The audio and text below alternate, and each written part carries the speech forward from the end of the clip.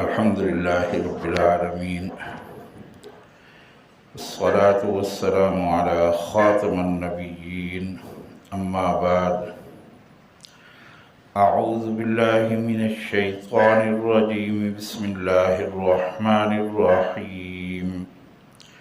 وإن من شيعته لإبراهيم إذ جاء ربه بقلب سليم إذ قال لأبيه وقومه ماذا تعبدون أئفكا آلهة دون الله تريدون فما ظنكم برب العالمين فنظر نظرة في النجوم فقال إني سقيم فتولوا عنه مدبرين فراغ إلى آلهتهم فقال ألا تأكلون ما لكم لا تنطقون فراغ عليهم ضربا باليمين فأقبلوا إليه يزفون قال أتعبدون ما تنحتون والله خلقكم وما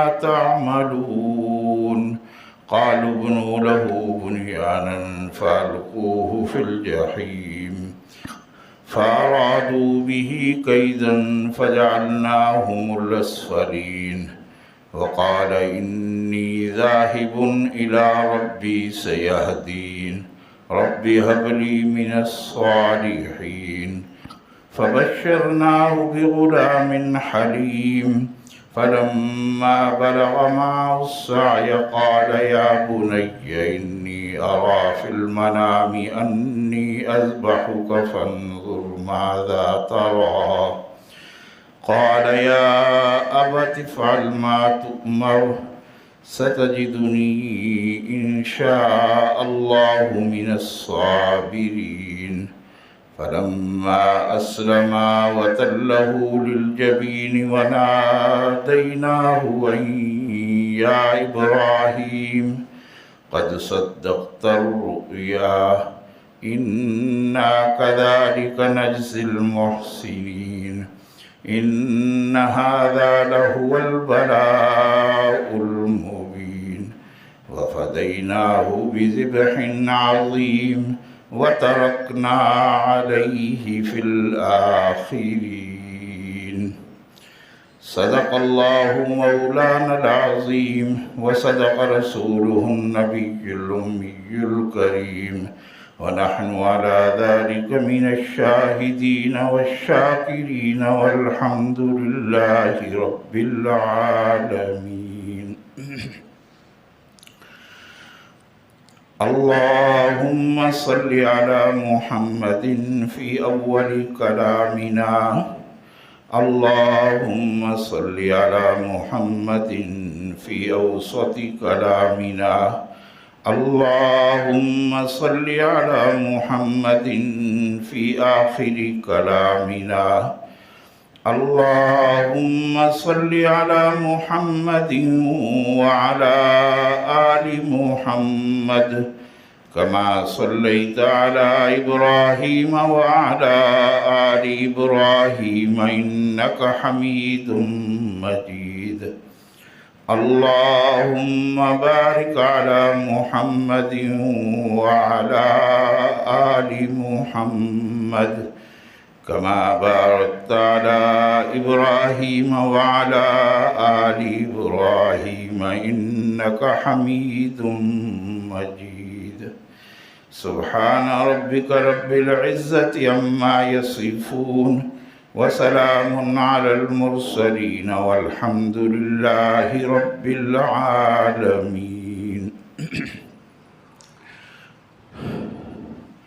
معزز محترم حضرات سامعین کرام، خدائے وحدہ لا شریک کا انتہائی شکر کہ اس نے مجھے اور آپ کو آج کا یہ جمعہ اور اس کی حاضری محض اپنے کرم سے زندگی میں ایک دفعہ پھر نصیب فرما دی۔ اس مل جانے والی نعمت پہ سب کہہ دیجیے الحمدللہ، اور دعائی فرمائیے کہ اللہ رب العزت میرا آپ کا آنا مل بیٹھنا اپنی دین کی بات سننا سنانا، اپنے سامنے سجدہ ریز ہونا، یہ سب محض اپنے کرم سے اپنی بارگاہ میں قبول فرما کر میری اور آپ کی اخروی نجات کا ذریعہ بنا دیں۔ قرآن مجید فرقان حمید میں سے سورہ نساء 5ویں پارے کا تلاوت کا سلسلہ جاری تھا۔ آج اس کو تھوڑا روک کے سورہ صافات 23واں پارہ، ان کی آیات جو ہیں وہ آپ حضرات کے سامنے تلاوت کی ہیں۔ حج کا سیزن ہے، اور جو خوش بخت جن کو اللہ نے توفیق عطا فرمائی دنیا بھر سے اس وقت اللہ کے گھر کے دیدار اور حج کی سعادت حاصل کرنے کے لیے وہاں پہنچ چکے ہیں۔ اللہ رب العزت جو جا چکے ان کا جانا، ان کے سارے مناسک اپنی بارگاہ میں قبول فرما رہے ہیں۔ سفر اور سفر کی جتنی تکلیفیں ہیں وہ بھی اللہ اپنی بارگاہ میں ان کو سعادت اور خوش بختی کا باعث بنا دیں۔ حج اسلامی احکامات میں سے جو ایک مسلمان پہ فرائض عائد ہوتے ہیں ان میں سے ایک بڑا فریضہ ہے، لیکن یہ مشروط استطاعت کے ساتھ ہے۔ من استطاع الیہ سبیلا، اللہ نے شرط لگائی کہ جو اس راستے کے سفر کی استطاعت رکھتا ہو۔ یہ ہر سال الگ ہوتی ہے۔ ان دنوں میں جو آج ہے، اگر کسی کے پاس 10-15 لاکھ روپے موجود ہے اور اس سے زائد اتنا کہ وہ جتنے دنوں کے لیے جائے، پیچھے گھر والوں کا خرچہ اس کے دے کے جائے، اگر اتنے پیسے ہیں کسی کے پاس تو اس پہ حج فرض ہے۔ اگر وہ نہیں جاتا یا جانے کی کوشش نہیں کرتا تو وہ گناہ گار ہے۔ وَمَنْ كَفَرَ فَإِنَّ اللَّهَ غَنِيٌّ عَنِ الْعَالَمِينَ، تو تم انکار کر دو، نہ کرو حج، تو تمہارے حج کی اللہ کو ضرورت نہیں ہے، وہ تو ساری دنیا، سارے عالموں سے بھی غنی ہے، بے پرواہ ہے۔ لیکن اس میں تمہاری سعادت ہے، جو تم جاتے ہو تو تمہارا مقام اور مرتبہ اور بڑھ جاتا ہے، اور تمہیں رب کا قرب جو ہے وہ نصیب ہو جاتا ہے۔ تو ایک تو یہ کوشش کرنی چاہیے، اور نہ بھی کچھ ہو تو خواہش اور ارادہ تو ہونا چاہیے، تڑپ تو ہونی چاہیے کہ اللہ مجھے توفیق دے تو میں بھی بھاگ کے جاؤں گا۔ اس کو ہر وقت اپنے سینے میں جب یہ دن آئیں تو میں یہ کہتا ہوں کہ اتنی تڑپ ہو کہ آپ کی زبانوں سے بلا اختیار نکلے کہ لبیک اللہم لبیک لبیک لبیک ان الحمد والنعمت لک والملک لا شریک لک۔ یہ ترانہ جو ہے نا، یہ میرے اور آپ کی زبانوں سے جاری ہو جانا چاہیے۔ باقی وہ دلوں کے حال جانتا ہے، جو وہاں پہ گئے ان کی بھی قدر جانتا ہے، اور جو یہاں پہ تڑپ رہے ہیں ان کے دلوں کی حالت کو بھی وہ جانتا ہے۔ ہاں، جو سب کچھ ہوتے ہوئے جو میں ہمیشہ کہا کرتا ہوں، جو غلط فہمی ہمیں لگی ہوتی ہے کہ کئی دفعہ ترغیب دے تو کہتے ہیں استاد جی نہیں، ابھی بڑے بڑے فرض باقی ہیں۔ بڑے فرض کیا کہتے ہیں؟ بھائی بچیوں کی شادی کرنی، بے شک بڑا فرض ہے، اس میں کوئی شک نہیں۔ تو بھائی اگر وہ شادی کی عمر کو پہنچ گئے ہیں تو فوراً شادی کر دیں۔ تو جب شادی کر دیں گے آپ کے ہاتھ میں کچھ نہیں ہوگا تو حج بھی آپ پہ فرض نہیں ہے۔ لیکن 10 سال ہو گئے، اب پیسے دبا کے گھر میں یا بینک میں رکھے بیٹھے ہیں اور آپ پہ حج فرض ہے، تو آپ اللہ کے ہاں گناہ گار ہیں، اور مر گئے تو اللہ پوچھے گا آپ سے، اس کا حساب لے گا کہ استطاعت تھی اور استطاعت کے باوجود کیوں حج نہیں کیا۔ کوشش کرے، اپلائی کرے، نہ نکلے کوئی حکومتی مسائل کی وجہ سے یا قوانین اور کوئی، لیکن اس کے جانے کا پورا ارادہ ہو اور پوری کوشش ہو۔ تو یہ جو دن ہے، ابراہیم علیہ السلام اور آپ کے بیٹے اسماعیل علیہ السلام، انہوں نے اس گھر کی بنیاد بھی رکھی، اور ایک لمبی تاریخ ہے۔ یہ وقت تو اس کا تقاضا نہیں کہ اس ڈیٹیل کو بیان کیا جائے، لیکن آج جو میں نے آیات کریمہ سورہ صافات کی سنی ہیں ان میں ابراہیم علیہ السلام کا تذکرہ۔ ابراہیم کو اللہ رب العزت نے اپنا دوست کہا ہے، خلیل کہا ہے، خلیل اللہ، اور یہ بنیادی کلمہ ایک ہی ہے آدم علیہ السلام سے لے کے جناب محمد الرسول اللہ صلی اللہ علیہ وسلم تک۔ ہاں جب بھی نبی اور رسول کوئی آتے تھے تو ان کی شریعت ساتھ مشروط ہو جاتی تھی۔ لا الہ الا اللہ، آدم صفی اللہ، اس وقت کلمہ یہ تھا۔ پھر لا الہ الا اللہ، موسیٰ کریم اللہ، پتہ نہیں پتہ جی ہمیں پتہ ہونا چاہیے نا، تو یہ بھی ہمیں پتہ۔ لا الہ الا اللہ عیسیٰ روح اللہ، اور لا الہ الا اللہ محمد رسول اللہ۔ دوسرا حصہ تبدیل ہوتا تھا، پہلا آدم علیہ السلام سے لے کے جناب عیسیٰ علیہ السلام تک ایک ہی دعوت تھی، اور یہ اسلام اور مسلمان بندے کی عقیدے کی بنیاد ہے۔ پھر اگر یہ کچا ہے تو پھر آگے کوئی چیز اس کی قبول نہیں ہے، اس کا حج بھی قبول نہیں، اس کی نمازیں بھی قبول نہیں، اس کے صدقہ زکوٰۃ فطرانے بھی قبول نہیں۔ اس لا الہ الا اللہ توحید کے سبق کو خود بھی ازبر کرنا ہے، اپنے بچوں اور نسلوں کو بھی پڑھا دینا ہے۔ وہ اکیلا اس ساری کائنات کے بنانے میں، تو میری کیا حیثیت ہے ساری کائنات کے مقابلے میں؟ میرا بنانا اس کے لیے مشکل تھا؟ اب میرا گلا خراب ہو جائے، میرے پیٹ میں درد ہو جائے، تو اس کے علاوہ کوئی اور بھی ہے ٹھیک کرنے والا؟ یہاں سے انسان کی توحید کا پتہ چلتا ہے۔ علاج سنت ہے، یہ نہیں کہ بندہ بیٹھ جائے کہ اللہ بے شک اللہ اس پہ قادر ہے، بے شک اللہ اس پہ۔ آپ نے عیسیٰ علیہ السلام کو بغیر ماں کے پیدا کر دیا، باپ کے، تو آدم اور حوا کو بغیر ماں باپ کے بھی پیدا کیا تھا، ایک بھی نہیں تھا۔ تو اس کی قدرت، اس کی طاقت وہ اتنی ہے، وہ کر سکتا ہے، لیکن جو ان کی سنت اور طریقہ ہے، بے شک بیمار ہو جاؤ تو طبیب کے پاس جاؤ، ڈاکٹر کے پاس جاؤ، لیکن یہ یقین رکھ کے جانا کہ یہ ڈاکٹر ٹھیک کرے گا، تم مشرک ہو۔ ڈاکٹر ٹھیک نہیں کرتا، تو پھر جاتے کیوں ہیں؟ میرے اور آپ کے نبی کی سنت ہے، بیمار ہو جاؤ تو معالج کے پاس جاؤ، بیمار ہو جاؤ تو وہ جو ڈاکٹر دوائی تجویز کرے اس کو کھاؤ، لیکن یہ یقین رکھو کہ یہ دوائی کھانے سے میں ٹھیک ہو جاؤں گا، تو یہ شرک ہے۔ ٹھیک کون کرتا ہے؟ وَإِذَا مَرِضْتُ فَهُوَ يَشْفِينِ، جب میں بیمار ہو جاتا ہوں مجھے شفا کون دیتا ہے؟ اللہ۔ تو ابراہیم علیہ السلام، نوح علیہ السلام کا اس سے پہلے تذکرہ ہے، وَلَقَدْ نَادَانَا نُوحٌ فَلَنِعْمَ الْمُجِيبُونَ۔ نوح علیہ السلام اور ابراہیم علیہ السلام کے درمیان 270 سال کا، 75 سال کا فرق ہے، اور دو انبیاء لوط علیہ السلام اور یحییٰ، نہیں ایک اور نبی جو ہیں یہ درمیان میں آئے، اس کے علاوہ کوئی نبی نہیں آیا۔ نوح علیہ السلام جب ساری کائنات ختم ہوئی، جب تنگ ہو گئے نوح علیہ السلام، اور تنگ ہو کے اپنے رب کو پکارا کہ اللہ یہ میری بات نہیں مانتے، اب تو ان کو سنبھال لے۔ تو دنیا کے پہلے کارپینٹر بھی اللہ نے نوح علیہ السلام کو بنایا، نجار تھے، نجار کہتے ہیں عربی میں کارپینٹر کو، بڑھئی کو۔ تو آپ نے براہ راست احکامات اتارے اور نوح علیہ السلام کو سکھایا کہ کشتی تیار کرو۔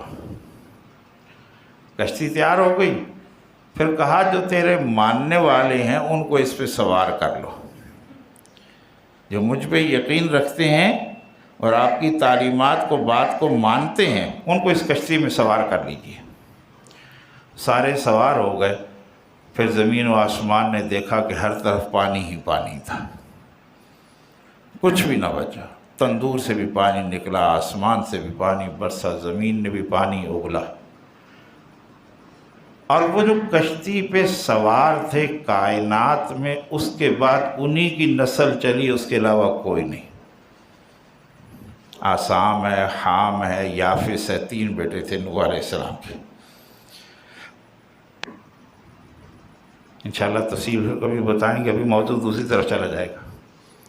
اب جو نسل چلی ہے، بعض نے کہا کہ نوح علیہ السلام کے یہ جو 3 بیٹے تھے، اب کائنات میں جتنے انسان بستے ہیں ان تینوں ہی کی نسل ہے، اس کے علاوہ نہیں ہے۔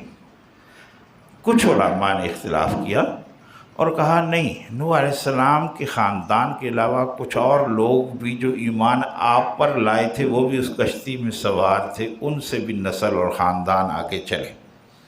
یہ علماء کا آپس میں اختلاف ہے، لیکن یہ بات طے شدہ ہے کہ جو اس کشتی میں بچ گئے تھے، آج جتنی دنیا میں ساری کائنات میں جو نسل اور انسانیت ہے یہ انہی کی ہے۔ اگر اس ایک مفسرین کی گروہ کی بات مان لی جائے تو سارے کے سارے نوح علیہ السلام کی اولاد ہوئے، میں آپ جہاں بھی جس خطے میں بھی رہنے والے ہیں۔ تو پھر جب ان کے تذکرے کو بیان کرتے ہوئے اللہ فرماتے ہیں وَإِنَّ مِنْ شِيَعَتِهِ لَإِبْرَاہِيمَ، شیع کہتے ہیں، شیعہ جس کو لفظ استعمال کرتے ہیں، یہ ایسا گروہ انسانوں کا جن کی فکر اور نظریہ ایک ہو، عربی میں اس کو شیعہ کہتے ہیں۔ تو وَإِنَّ مِنْ شِيَعَتِهِ لَإِبْرَاہِيمَ، یہ ابراہیم بھی اسی گروہ سے تعلق رکھتا ہے جو آدم سے لے کے نوح تک یہ سلسلہ چلا تھا۔ اور وہ گروہ کون سا تھا؟ انبیاء علیہم الصلاۃ و تسلیمات کا، اور جن کا پیغام کیا تھا کہ لا الہ الا اللہ، کہ اس اللہ کے سوا اس کائنات کے بنانے میں اور پھر اس کو قائم رکھنے میں کوئی دوسرا نہیں ہے، نہ اس کا وزیر ہے، نہ مشیر ہے، کوئی بھی اس کے ساتھ کوئی دوسرا شامل نہیں ہے۔ یہ بنیادی عقیدہ ہے کہ اللہ وحدہ لا شریک ہے، میرے اور آپ کی اور اس کائنات کی ساری ضرورتوں کا واحد وہ کفیل ہے، اس کے علاوہ کوئی دوسرا نہیں ہے، اس کے مقابلے کا بھی نہیں ہے۔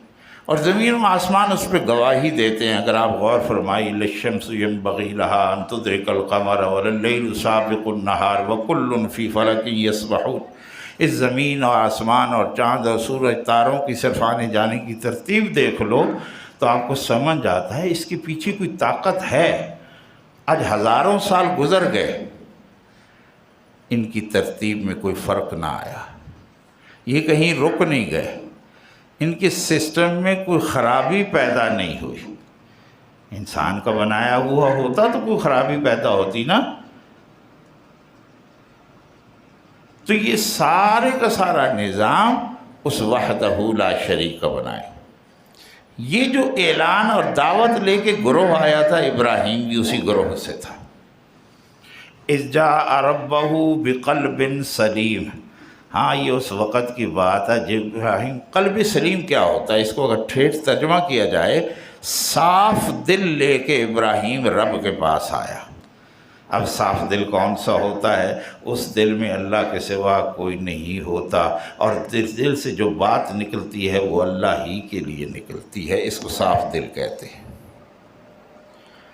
اور آج مجھے اور آپ کو بھی اسی دل کی ضرورت ہے۔ نمازیوں کی کمی نہیں ہے، ہر مسجد میں چلے جاؤ نمازی موجود ہیں۔ ٹی وی لگا کے مدینہ شریف اور مکہ شریف دیکھو، کہو کہ سارے مسلمان ادھر ہی ہیں۔ کسی شہر میں کسی بڑی جگہ پہ چلے جاؤ، مسجدیں بھری ہوئی ہیں، لیکن یہ قلب نہیں ہے۔ نماز موجود ہے، صاف دل نہیں ہے۔ حج اور عمرہ موجود ہے، صاف دل موجود نہیں ہے۔ اس میں نفاق ہے، اس میں حسد ہے، اس میں بغض ہے۔ پہلی صف میں کھڑا ہوتا ہے، ساتھ والے کی نفرت دل میں بٹھائے بیٹھا ہے۔ پہلی صف میں کھڑا ہوتا ہے، دوسروں کے بارے میں غلط سوچتا ہے۔ تو یہ قرآن میری اور آپ کی رہنمائی کرتا ہے۔ ابراہیم علیہ السلام کے اوصاف جو بتائے جاتے ہیں یہ اس لیے بھی ہیں کہ تم بھی تو ابراہیمی ہو نا۔ کہتے تو مسلمان بھی ہیں ابراہیم ہمارے ابا تھے، یہودی بھی کہتے ہیں ہمارے ابا ہے، عیسائی بھی کہتے ہیں ہمارے ابا ابراہیم ہے، اور سب کا ربا کہتا ہے ما کان ابراہیم یہودیا ولا نصرانیا ولکن کان حنیفا مسلما۔ وہ ابراہیم یہودی نہیں تھا، ابراہیم عیسائی نہیں تھا، ابراہیم خالص اور سچے دین پہ مسلمان تھا۔ اور مسلمان کس کو کہتے ہیں؟ اللہ کے سامنے اپنی میں کو ختم کر دینے والے کو مسلمان کہتے ہیں۔ اس کی ملکی، اس کی خانگی، اس کی سیدی، یہ ساری کی ساری رب کے سامنے ختم ہو جاتی۔ جب رب کا حکم آ گیا میری کوئی حیثیت نہیں، وہ مسلمان ہے۔ اور عیسیٰ علیہ السلام کی تعلیمات کو جس نے مانا وہ بھی مسلمان تھے۔ ابراہیم علیہ السلام، نوح علیہ السلام، موسیٰ علیہ السلام، ان سب کی تعلیمات کو اس وقت میں جس نے مانا وہ سارے مسلمان تھے۔ تو ابراہیم کی خوبی کیا تھی کہ وہ اپنے رب کے پاس صاف دل لے کے، کھرا دل لے کے، سچا دل لے کے آیا، جس میں کوئی میل نہیں تھا، جس میں خدا کے سوا کوئی اور دوسرا نہیں تھا۔ اذ جاء ربہ بقلب سلیم، اذ قال لأبیہ وقومہ ما تعبدون۔ تفصیل میں نہیں جائیں گے، مختصراً آپ نے کئی دفعہ واقعات سنے ہوں گے تو مختصراً چلیں گے، ٹائم بھی اتنا نہیں۔ جب آنکھ کھولی تو دیکھا والد اور قوم ساری کی ساری بت اپنے ہاتھوں سے بناتی ہے اور بتوں کی پوجا کرتی ہے۔ اس وقت کا پتھر یا مٹی یا کسی اور مادے سے وہ محنت کر کے اپنے ہاتھوں سے بناتے تھے، آج بھی لوگ بناتے ہیں، میں اور آپ بھی بناتے ہیں۔ کسی کا بت اس کی زمین ہے، کسی کا بت اس کی دکان ہے، کسی کا بت اس کی خاندان ہے، اس کی وجاہت ہے، وہ اس خول سے نہیں نکلتا، یہ بھی اس کا بت ہے۔ تو ابراہیم علیہ السلام نے بھی دیکھا اور سوال کیا، یہ کیا کر رہے ہو ابا اور میری قوم؟ خالق تو وہ ہے، پیدا اس نے کیا ہے، زندگی اس نے دی ہے، تو اس کی عبادت اور پوجا پاٹ کرنے کی بجائے تم اپنے ہاتھوں سے بت بناتے ہو اور ان کی بندگی کرتے ہو۔ اَإِفْكًا آلِهَةً دُونَ اللَّهِ تُرِيدُونَ، اتنی حیرت کا اظہار کیا، اس رب کو چھوڑ کے تم نے دوسرے الہ بنا لیے۔ یہ موحد کی نشانی ہوتی ہے، توحید والے کی، وہ کمپرومائز نہیں کرتا، وہ یوں نہیں کہتا اللہ یا خیر یار اپنی مرضی کرے گا۔ موحد یہ بات نہیں، یہ تمہاری جمہوریت کہتی ہے، یہ تمہیں کمپرومائز سکھاتی ہے۔ کوئی بات نہیں، یہ اس کا پجاری ہے، یہ بھی ٹھیک ہے، یہ اس کا پجاری، یہ بھی ٹھیک ہے، مان لو، کوئی بات نہیں۔ دین اسلام نہیں بتاتا، جو اللہ کا ہے وہ اللہ کا ہے، جو اللہ کا نہیں ہے وہ نہیں ہے، وہ تمہارا نہیں ہے۔ روز وطر پڑھتے ہو، وطروں میں دعا قنوت پڑھتے ہو نا، تو ترجمے سے پڑھ لو ایک دن کہ تم اللہ سے کیا باتیں کر، تمہاری سٹیٹمنٹ ہے جو اللہ کو دے، اللہم انا نستعینک ونستغفرک، یہ سٹیٹمنٹ ہے انسان کی، اس کا ترجمہ تو آنا چاہیے نا بھائی، کہ میں روز اپنے رب کو کہتا کیا ہوں، پتہ ہونا چاہیے۔ اے اللہ جو تیرا نافرمان ہوگا اس کو چھوڑ دوں گا، ترک کر دوں گا، اس کی طرف دیکھوں گا بھی نہیں۔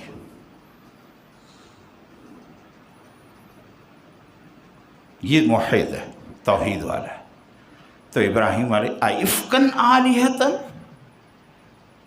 دون اللہ، اللہ کو چھوڑ کے تم نے کوئی اور الہ بنا لیا، ہاؤ از پاسبل، ممکن کیسے ہو گیا کہ تم اس کو چھوڑ کے کسی اور طرف جاؤ؟ اتنی بڑی گناہ اور اتنی بڑی بات ہے۔ فما ظنکم برب اللہ، پھر تمہارا کیا گمان ہے اس رب کے بارے میں جو سارے عالموں کا بنانے والا ہے؟ تم تو ابھی ایک عالم کو، اس کو بھی پوری طرح نہیں جانتے ہو، پتہ نہیں یہاں کتنے عالم ہیں، ایک عالم کی کتنی وسعت ہے، آج تک انسان وہاں نہیں پہنچ سکا، اور اس جیسے پتہ نہیں کتنے عالم ہیں، ان سب کا پالنے والا وہ رب ہے۔ اس کے بارے میں تمہاری سوچ کیا ہے، تمہارا خیال کیا ہے، تمہارا گمان کیا ہے، تمہارا ظن کیا ہے؟ فما ظنکم، تمہاری عقل کام نہیں کرتی؟ اتنے بہترین رب، اور اس کو چھوڑ کے تم نے اپنے چھوٹے چھوٹے رب بنا لیے۔ سوچا کرو جو میں باتیں عرض کرتا ہوں، اللہ مجھے بھی توفیق دے، آپ کو بھی۔ اپنی زندگی جو ہم گزار رہے ہیں اس پہ غور ضرور کریں۔ کیا میرا رب، میں نے اپنی دکان کو نہیں بنایا، اپنی کھیتی باڑی کو نہیں بنایا، وہاں مجھے اللہ اور اس کو رسول یاد ہوتا ہے؟ کیا میں اس کے لیے سب کو بھول نہیں جاتا؟ کیا میں یہ نہیں کہتا ادھر مصروف و فارغ ہو جاؤں پھر نماز پڑھوں گا؟ کیا میں یہ نہیں کہتا؟ فما ظنکم برب العالمین فنظر نظرۃ فی النجوم۔ ابراہیم مخالفت کرتے تھے ان کی بتوں کی، تو انہوں کا میلہ سالانہ تھا، تو اس کی طرف وہ آ گیا، تو انہوں نے کہا ابراہیم کو طریقے سے وہاں لے جاتے ہیں، مل گل جائے گا، اس کی توجہ ادھر ہو جائے گی، پھر ہماری بتوں کی مخالفت چھوڑ دے گا۔ یہ کافر کا کل بھی یہ طریقہ تھا، آج بھی یہ طریقہ ہے،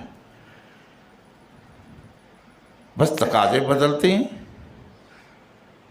میلے ہر وقت ہوتے ہیں، اس وقت بھی ہوتے تھے، اب بھی ہوتے ہیں، کیفیات تبدیل ہو جاتی ہیں۔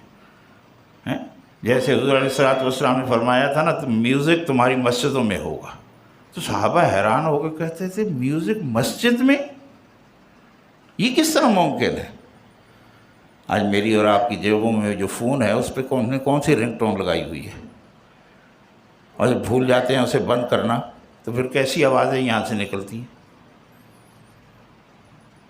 یہ بھی چال ہے بھائی، سارے پیکیجز رات کو آئے، اور قرآن مجید کی تلاوت بھی سنو، درمیان میں ایسا اشتہار آتا ہے نا، وہ اتنا نور قرآن سے نہیں آیا ہوتا جتنا لے کے چلا جاتا ہے۔